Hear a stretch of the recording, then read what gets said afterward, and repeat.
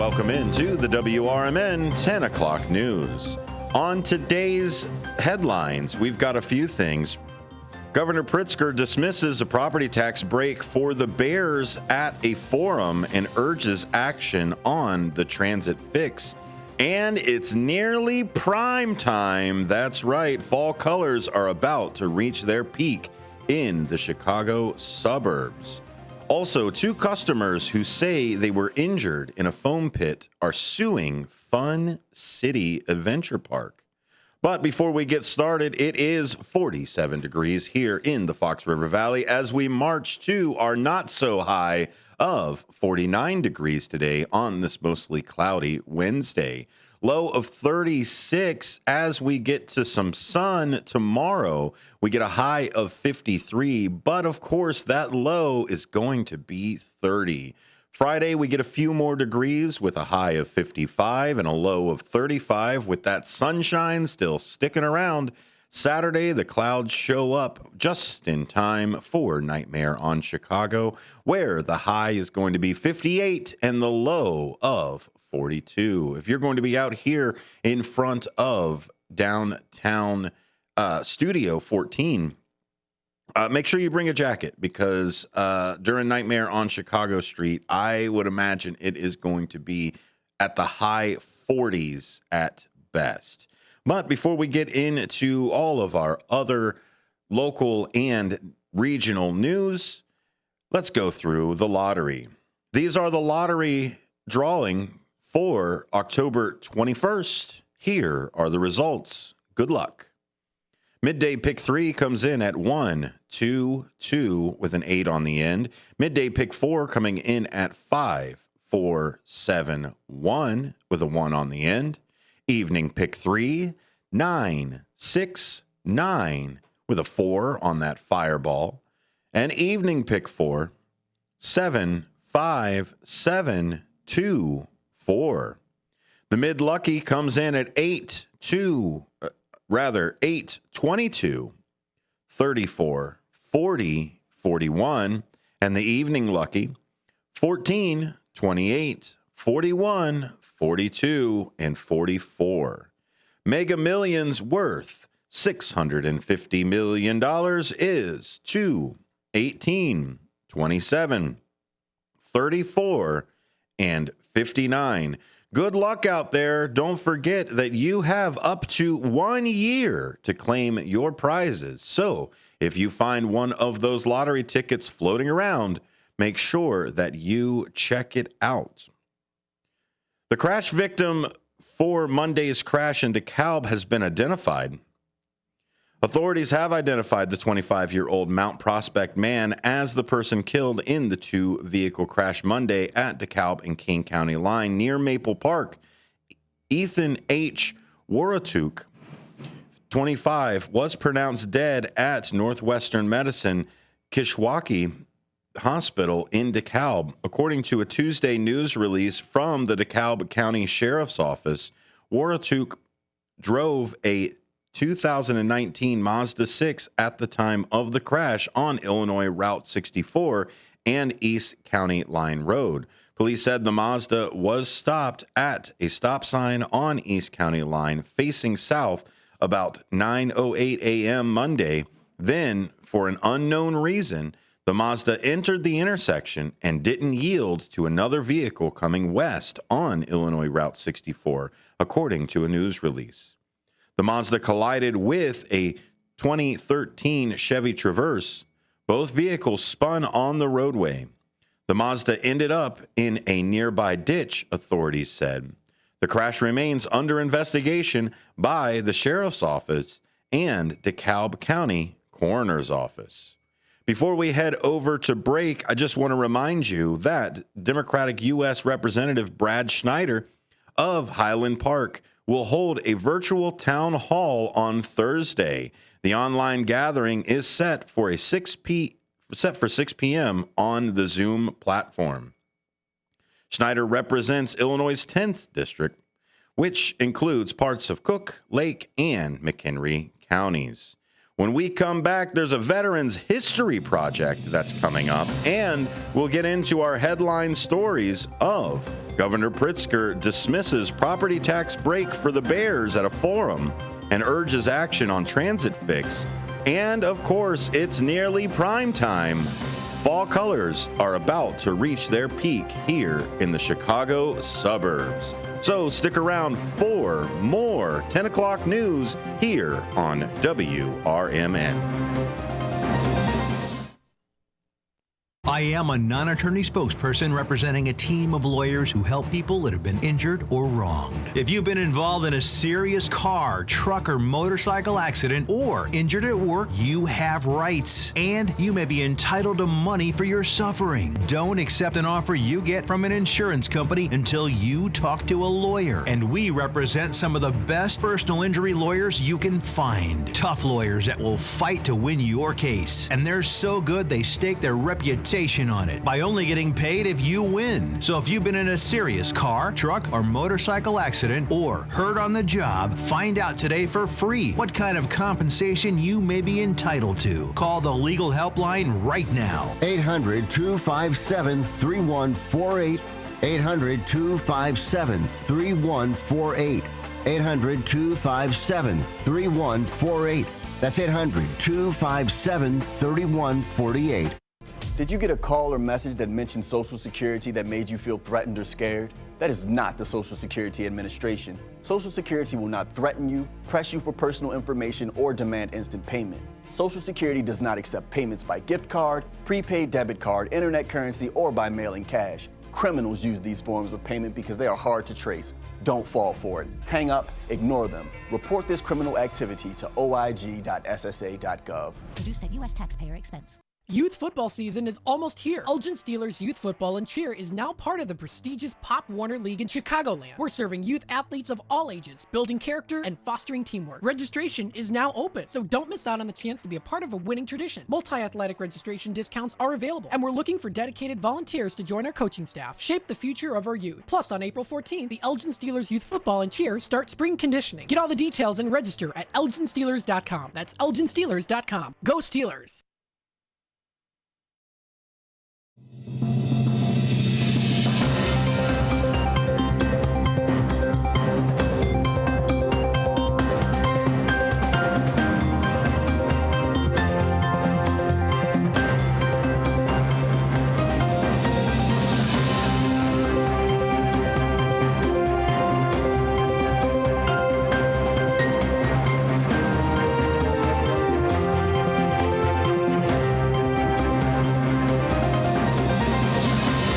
Welcome back to the WRMN 10 o'clock news. It's still 47 degrees here in the Fox River Valley. We'll see if we can get a couple other degrees here before the end of the show. As we march up to our high of 49 degrees today, it's still going to be mostly cloudy, but we will get some sunshine tomorrow. Registration is open through October 28th for the 19th Judicial Circuit Annual Veterans History Project. The project was created by the U.S. Congress in 2000 to collect, preserve, and make accessible for personal accounts of American war veterans for future generations to hear directly from veterans and gain a deeper understanding of the realities of war. The project this year will take place at the Lake County Courthouse in Waukegan on November 11th.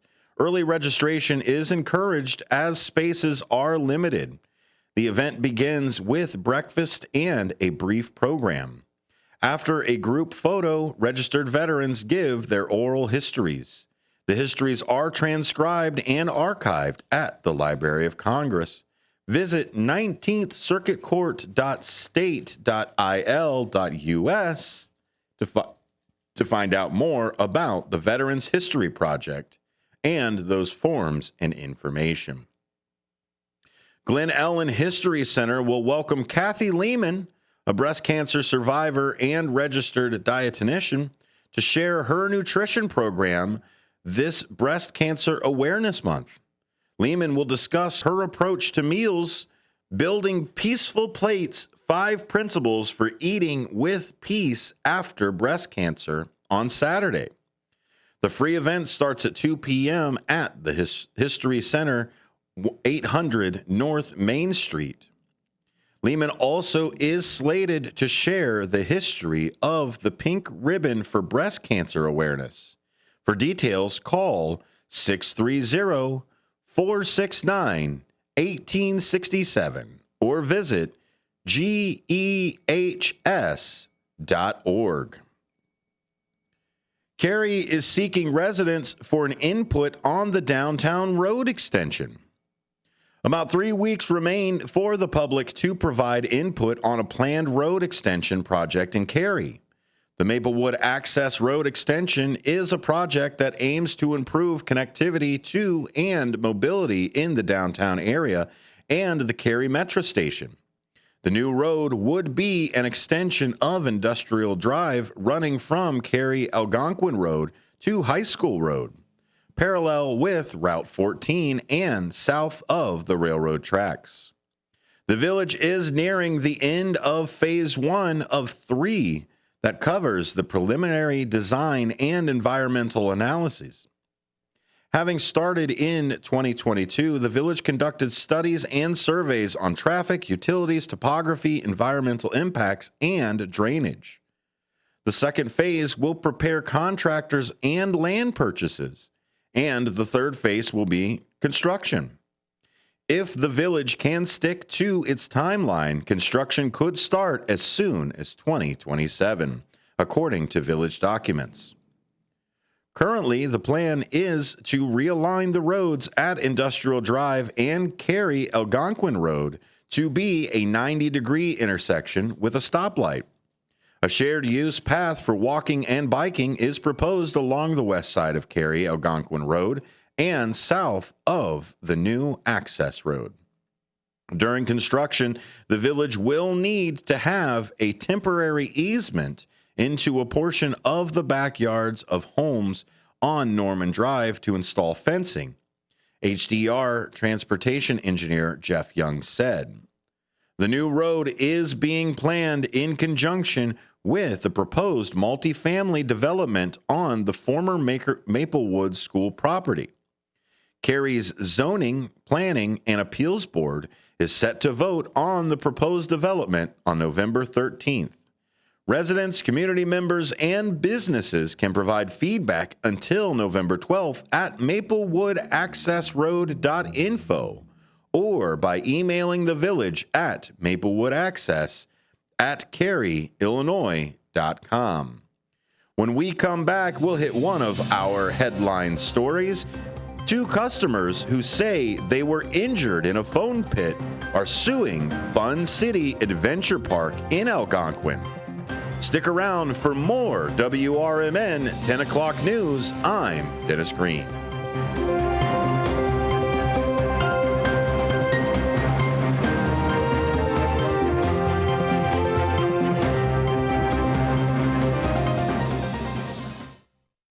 Hi, I'm Ryan Blaney, a third-generation race car driver, and we dedicate a lot of our time to going as fast as possible. My grandpa Lou is the reason why my dad and I started racing, and I'm really proud to follow in his tracks. But when my grandpa was diagnosed with Alzheimer's, it was a very unexpected bump in the road for us.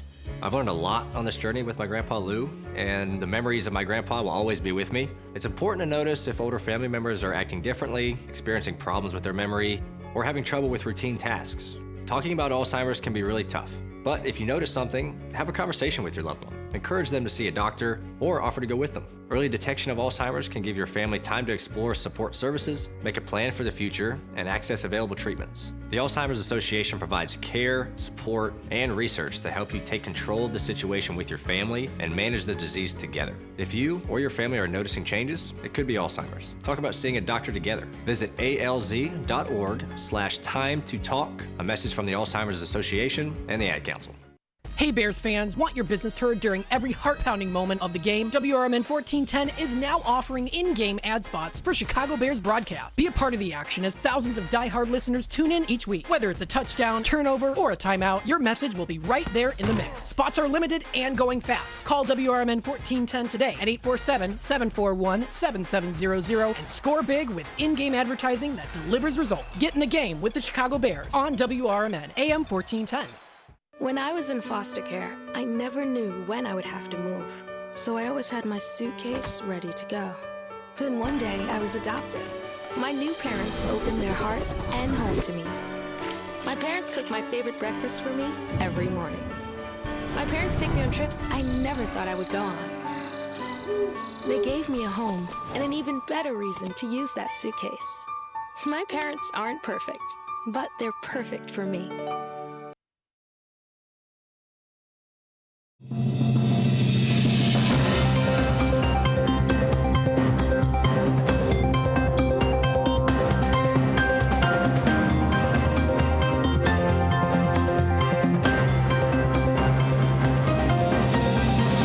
Welcome back to the WRMN 10 o'clock news. I'm Dennis Green.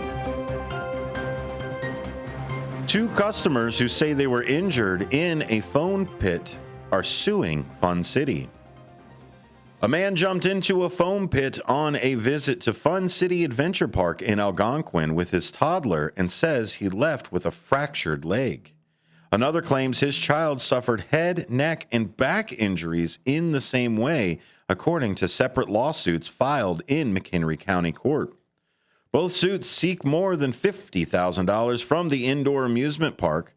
Hans Mass, an attorney for plaintiff David Zick of Algonquin, said Zick and his family visited the park on April 11th.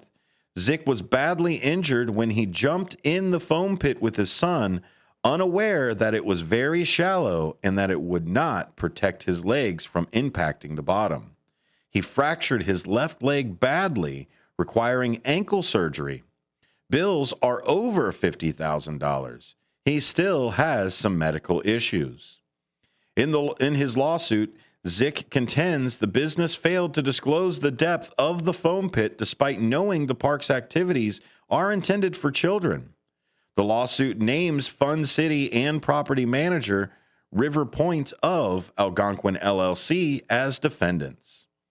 The lawsuit claims the facility did not disclose or notify invitees of the depth of the foam pit, nor were there any restrictions set forth for users of the foam pit based on size and weight, etc., to ensure users not strike the bottom of the pit and become injured. The suit also states that defendants should have known that adults jumping into a foam pit from the raised platform were unaware of the limited depth of the pit and limited ability of the foam to safely cushion their fall. The other lawsuit, filed by Scott Stone of Algonquin on behalf of his child, claims that on a visit to the amusement park on May 27th, his child jumped into the foam pit and suffered injuries to his neck, back, and head because there was an inadequate amount of foam blocks in the foam pit. Filing accuses the park of its employees of carelessly and neglectedly failing to, quote, provide a good, safe, and proper foam pit, allowing it to be underfilled and neglecting to warn guests of potential dangers. Lawsuits are not the first time the park has been accused of being unsafe. 2 weeks after opening in February of 2024, Fun City was abruptly shut down because of multiple Illinois Department of Labor and Village Code violations. It was shut down after Illinois Department of Labor inspection found multiple violations, citing unsafe equipment and construction, according to the state and village records. Inspectors identified numerous defects in many of the attractions, including improper harness fasteners, metal obstructions that were not padded, and multiple frame brackets that appear to be inadequately welded, according to inspection documents.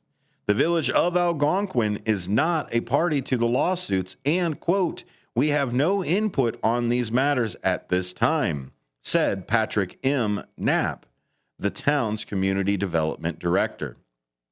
Calls to attorneys for Fun City and Fun City location were not returned by the Daily Herald. A representative from River Point LLC could not immediately be reached. The amusement park, located at 1215 South Randall Road, features attractions such as arcade games, trampolines, a foam pit, and a zip line. Lots of different things that are happening here in the area. Let's head on over to some of our local communities. We Go Trunk or Treat started during the COVID-19 pandemic as a way to offer children Halloween candy without going door to door. The West Chicago Public Library annual Trunk or Treat event will be held from 1 to 3 p.m. Saturday at the library, 118 West Washington Street. For details, visit wcpld.librarycalendar.com/event/trunk-or-treat 5285. And of course, Phantom of the Opera, the First Congressional Church of Elgin at 256 East Chicago Street, is celebrating the 100th anniversary of the 1925 Lon Chaney silent film, The Phantom of the Opera, with a special showing at 7 p.m. on Friday. The film will be accompanied live on the pipe organ by acclaimed silent film organist Ben Model. A free will offering will be taken to support First Congressional's concert series. Visit fcc-elgin.org/organ-tour for more. We get a lot of our news from the Daily Herald. Make sure you head on over to thedailyherald.com and subscribe to either their paper edition or their online digital edition. When we come back, we've got lots of different things to talk about, including our headline that we've got here. Governor J.B. Pritzker dismisses tax break for the Bears at a forum and urges action on transit fix. And of course, it's nearly prime time. Fall colors are about to reach their peak in the Chicago suburbs. And don't forget that this weekend, Nightmare on Chicago Street happens in downtown Elgin. Still a great time to buy your tickets. You can get them online, downtownelgin.com/nightmare. You can buy your tickets early online at $35, or if you stand in line Saturday night, they're $40 to get that wristband. Head on over to WRMN to listen to a few of these amazing horror authors we are going to have here in the station. And of course, the multiple bands and vendors that you are going to see. Stick around, more 10 o'clock news here on WRMN will be here right after this.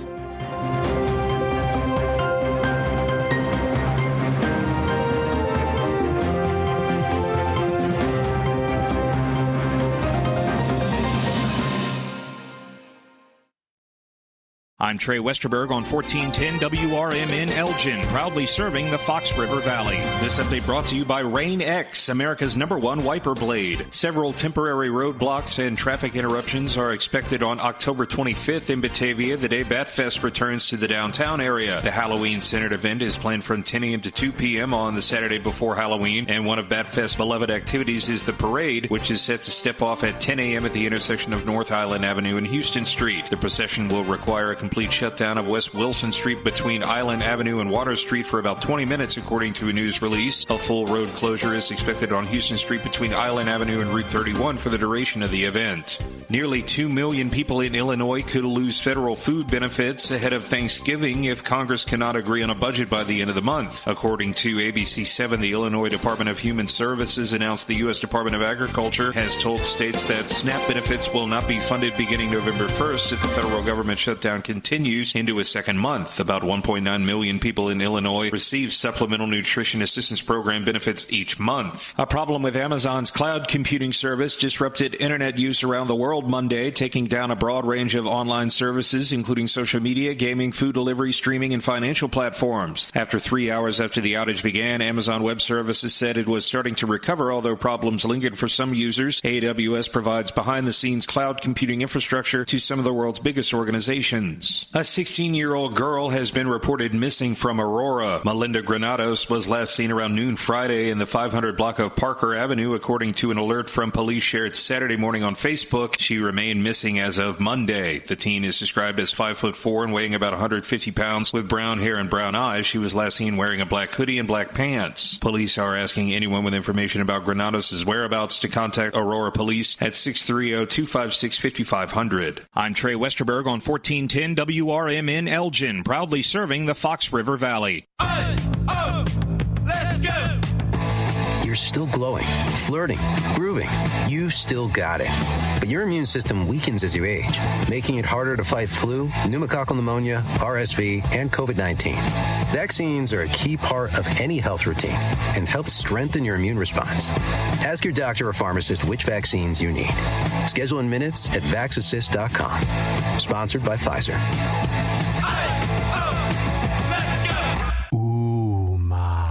What was that? That is business phone bliss with the Ooma Cloud Phone System. It handles all our voice, video, and messaging needs. You sound very calm. I am. Ooma has everything I need to handle the busy holiday season, like virtual receptionist, call routing, and video conferencing. And it starts at just $19.95 per month per user, plus taxes and fees. Ooma. Nice. Find your business comm at ooma.com/radio. Do you own an annuity, either fixed rate, indexed, or variable? Are you paying high fees and getting low returns? If so, Annuity General would like you to have this free book to learn the pitfalls and mistakes of buying an annuity. The Annuity Do's and Don'ts for Baby Boomers contains the little-known truths about annuities, like how to help reduce your fees and increase retirement income. And it's free. That's right, free. As a bonus, we'll also throw in a free annuity rate report just for calling. We researched over 1,000 annuities and summarized rates and benefits from financially strong insurers. You get Annuity Do's and Don'ts for Baby Boomers and the Annuity Rate Report, both absolutely free for calling Annuity General today. Hurry, supplies are limited. Call now. 800-760-1845. 800-760-1845. 800-760-1845. That's 800-760-1845. This is Sarah Silver with your Fox Valley forecast. Today, cloudy with a high near 49. Temperatures falling to around 47 in the afternoon. Windy with gusts up to 30 miles per hour. Tonight, mostly cloudy with a low around 35. Tomorrow, mostly sunny with a high near 52. Currently, it is 46 and overcast. I'm Sarah Silver on the Talk of the Town, WRMN. Hey, at Total Wine & More, you'll love what you find this Halloween. Me thirsty. Oh, hey, Frankenstein. Did you enjoy that Cabernet? Oh, good. Want margarita? Well, all the villagers are raving about this tequila. Ooh. And we have it at the lowest price in town. Economical. With the lowest prices for over 30 years, you'll always find what you love and love what you find only at Total Wine & More. Drink responsibly, B21.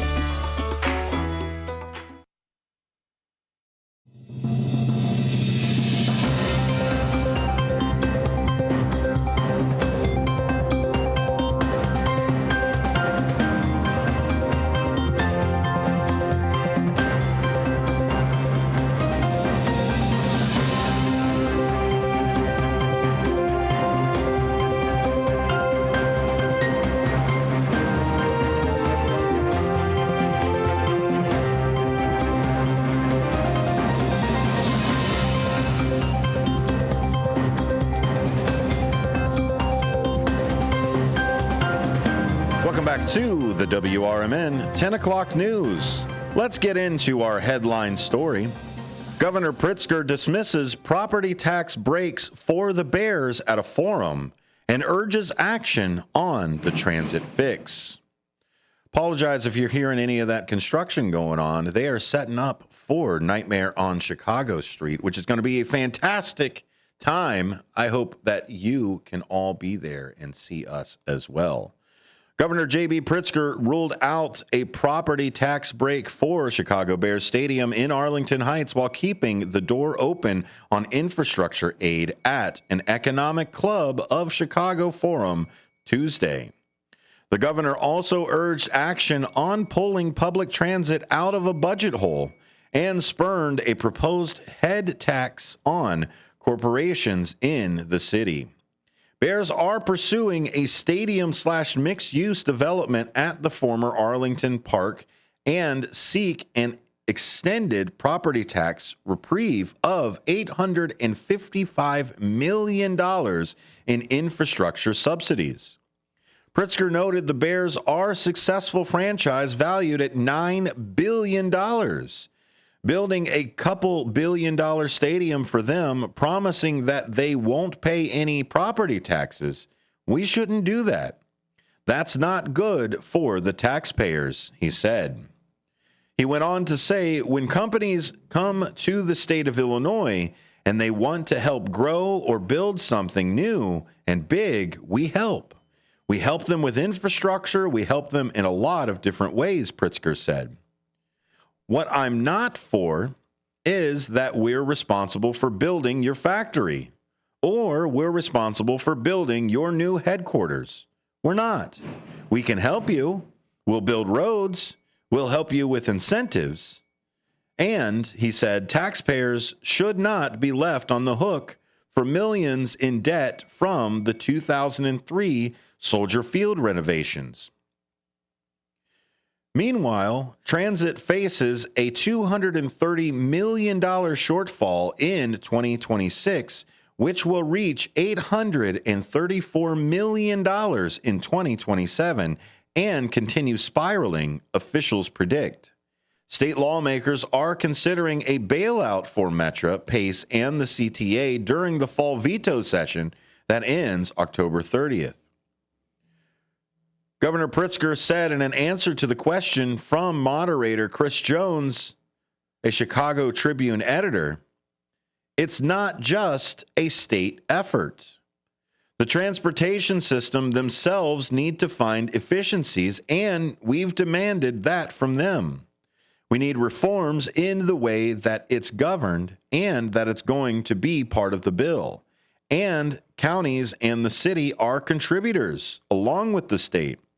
It's not just, what are you going to do about it? It's, what are we going to do about it?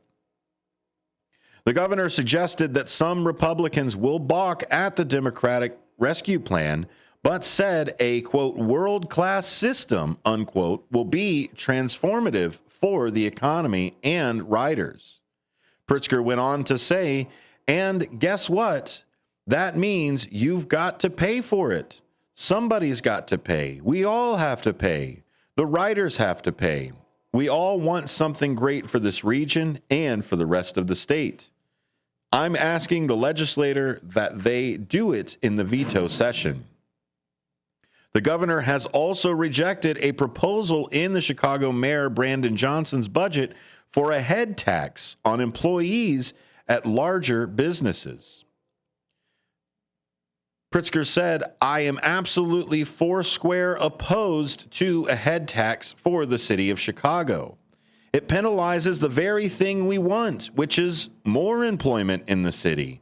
And it makes it very hard to attract companies from outside of Chicago to come in and harder for companies that are in Chicago to stay. Read more about it at the Daily Herald's front page, dailyherald.com. When we come back, our second front page story, the fall colors are about to reach their peak here in Chicago. Stick around for all of the great Chicago suburbs to go and visit this season. This is the WRMN 10 o'clock news. I'm Dennis Green.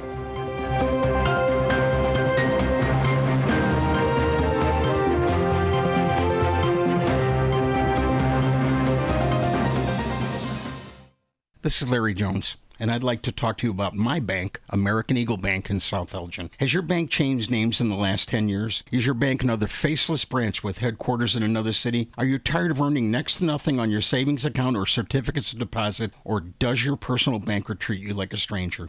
If you answered yes to any of those questions, then you're ready for a new banking experience, and American Eagle is the place for you. American Eagle is a locally owned independent bank that's rooted in the community, and American Eagle customers are greeted by name and treated with the respect that they deserve. American Eagle has an innovative program, Eagle Savings, that teaches your children to save while earning prizes and rewards. American Eagle offers great rates on certificates of deposit. My bank is located in South Elgin on Randall Road between the Target and Caputo's and is open Monday through Saturday. Give them a call at 847-742-7400, and a real person will answer the phone. American Eagle Bank, a place where you matter.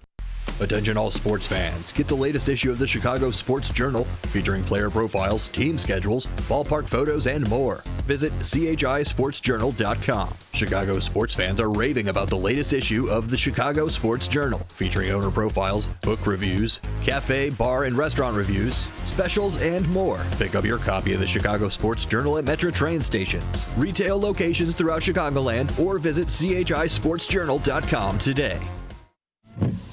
They're simple, boring, never thought of until they're needed. They're windshield wipers. Only when Mary Anderson became annoyed that New York trolley drivers were stopping to wipe their windshield by hand did anybody do something about it. By attaching a spring-loaded arm to a rubber blade, one woman made travel easier and safer. Look to innovate and pass it on. From passiton.com.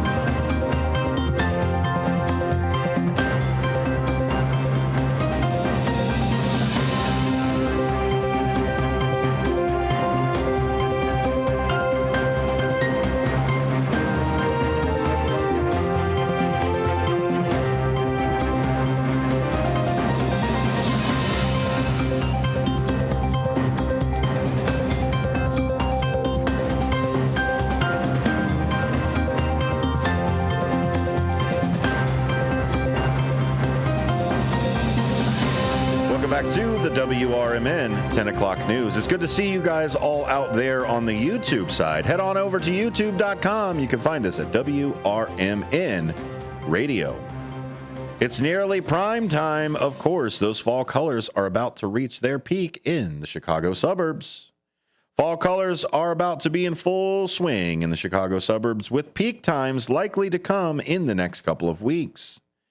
Terrelyn Burley, District Forester within the Illinois Department of Natural Resources, said, "I would suggest that if folks are wanting to get out and see the fall color, they start making plans within the next week or so to get out and look at them." Color changing patterns are hard to predict and dependent on weather conditions, according to Spencer Campbell, plant clinic manager at the Morton Arboretum. Northern Illinois experienced a drought at the end of the summer, which is generally a bad sign for fall colors. But recent rains have created a lot more yellow color in the Arboretum, according to Campbell, who said, "The past 2 weeks have been really spectacular here and throughout the region. Good news for observers is that both the Arboretum and Illinois generally have a lot of different types of color changing trees that may be changing at different times."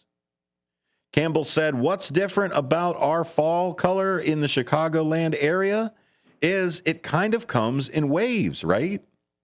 It's not like when you go up north to Michigan and you look for the sugar maples and they all kind of come in at the same time. Ours is a good long period from basically September all the way to Thanksgiving.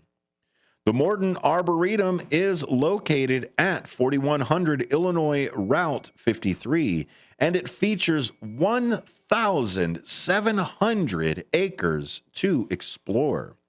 There are plenty of other places to go look for fall color in the area. Barry said, some of the best places to check out would be Starved Rock State Park, which is within 100 miles or so of Chicago, and there's a lodge where people can stay in. There's also the Forest Preserves of Winnebago County, which has around 10,000 acres of forest to view. And then, if people want to stay local in Chicago, they could also go to Millennium Park to see the fall color. Regardless of the location, now is the time to go. Barry and Campbell agreed that while it's difficult to predict and can change with the weather, colors are approaching peak time. Again, read more over at the Daily Herald. Great place to find more out there. Halloween trick-or-treat times in the suburbs. Let's get to it.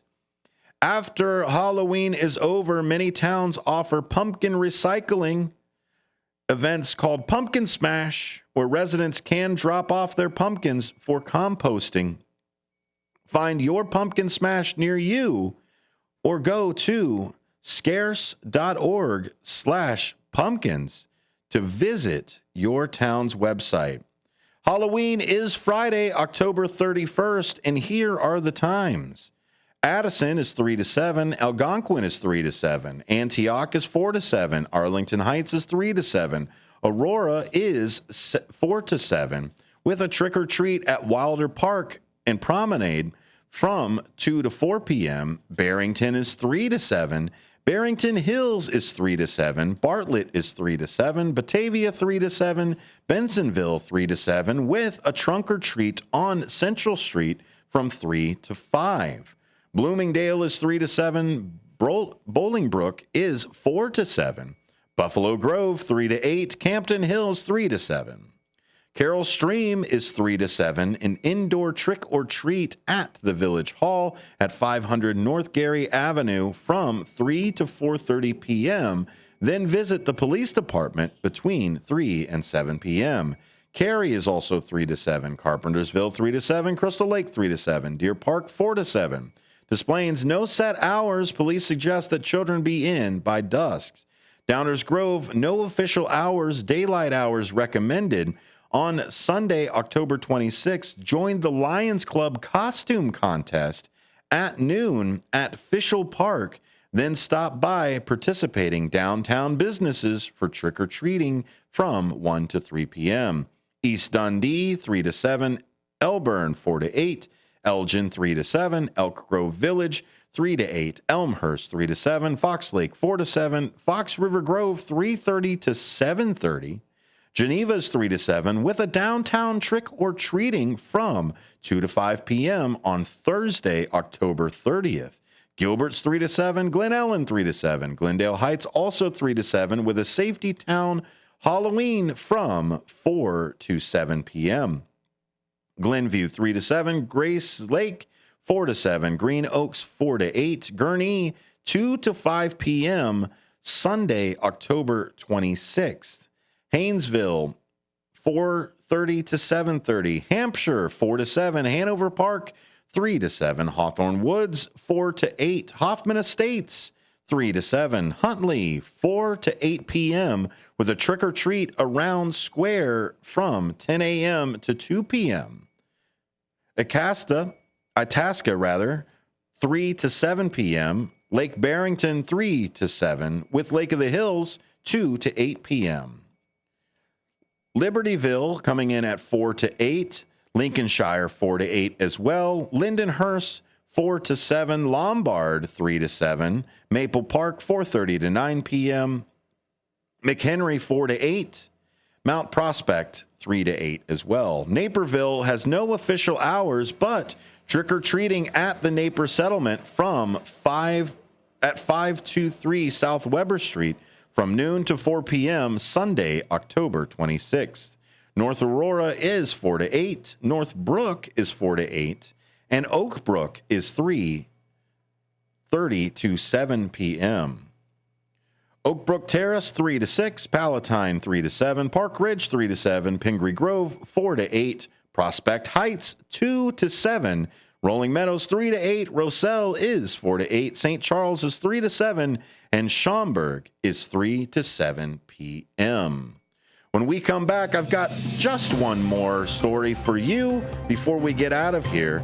If you need to go through those again, don't forget to head on over to thedailyherald.com, where they have posted the Halloween trick or treat times for the suburbs. We've got some more news coming up right after this.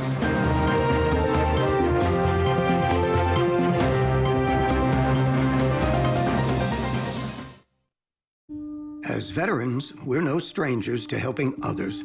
It's what we were taught, trained, and told to do. It could be for anything. Helping a friend move. Listening to a fellow veteran for hours, at any hour of the day. Or just simply making time for people. A neighbor, a loved one, or even a stranger. We're often the first to help others. There's no question about it. But we do have one question for the veterans listening. When was the last time you reached out for help? Perhaps it's time to do for yourself what you would do for others. If you or someone you know needs resources, whether it's for stress, finances, employment, or mental health, don't wait. Reach out. Find more information at va.gov/reach. That's va.gov/reach. Brought to you by the United States Department of Veterans Affairs and the Ad Council. Ever tried balancing a dozen eggs in one hand while hopping on one foot? Or maybe juggling cats while riding the unicycle? Sounds ridiculous, right? But guess what? That's exactly what texting while driving is like. Your human brain only has the capacity to focus on one thing at a time. So when you're behind the wheel, give driving your undivided attention. Don't drive distracted. A message brought to you by the National Highway Traffic Safety Administration, Project Yellow Light, and the Ad Council. Join your co-hosts Mike Tooman and Paul Burvitt on our weekly radio hour, Chief Guard of the Republic, where we talk about all things national security, defense, personal security, safety, and dealing with law enforcement situations. Call in 847-931-1410. Ask us questions. We will get you answers. Every week, Saturday, noon to 1 on 1410 AM WRMN Elgin. Streaming on WRMN1410.com. Chat with us on WRMN's YouTube live channel.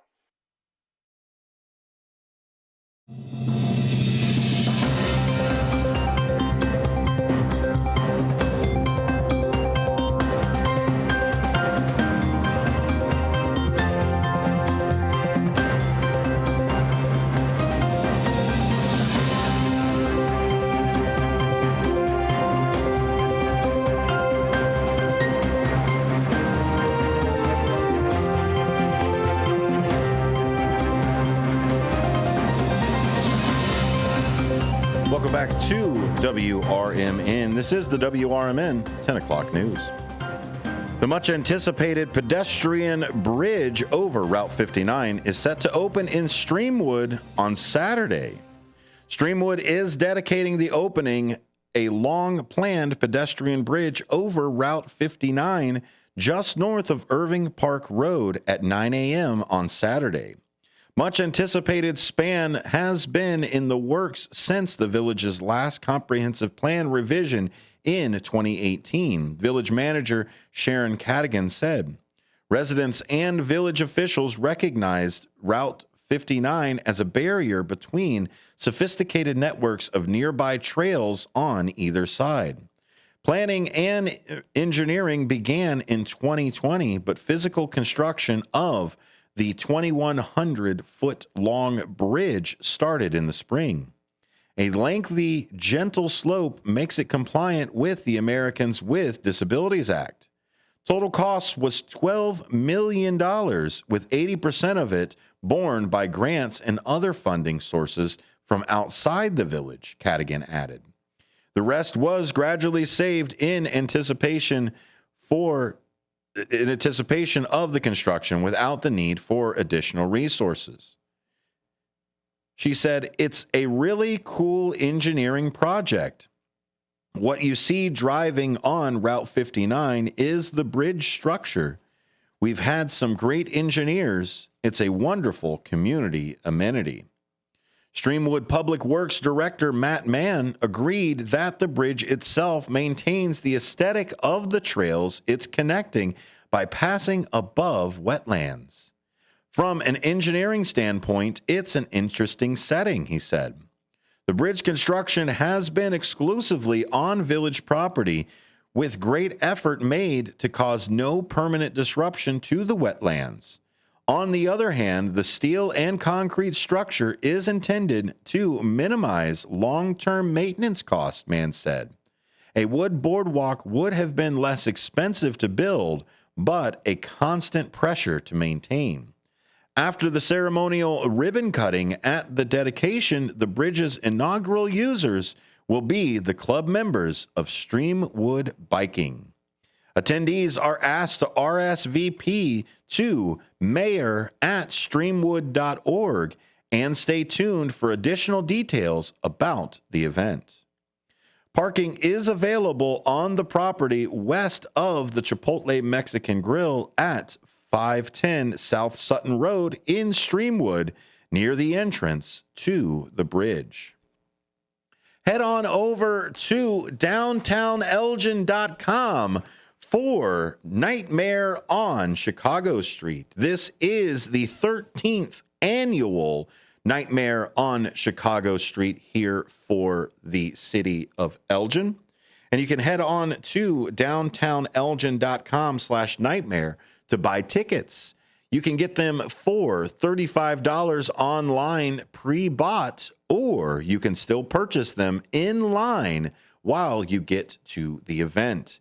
The parking has now already been shut off here in the downtown area. So if you do head on over to Elgin, make sure you know where you are going to end up parking. Also, the streets will also be blocked off Saturday, I believe, starting at 8 a.m. So if you are thinking about maybe sneaking past and maybe getting through those barriers on Saturday, think again. They're going to be shut off at 8. You're listening to the WRMN 10 o'clock news. You can find it on YouTube. Head on over to youtube.com to find it over there. Stick around for more great WRMN programming. Right after this, it's Out to Lunch with Matt McNeil. So you can find all this and more at WRMN1410.com. I'm Dennis Green. This has been the 10 o'clock news.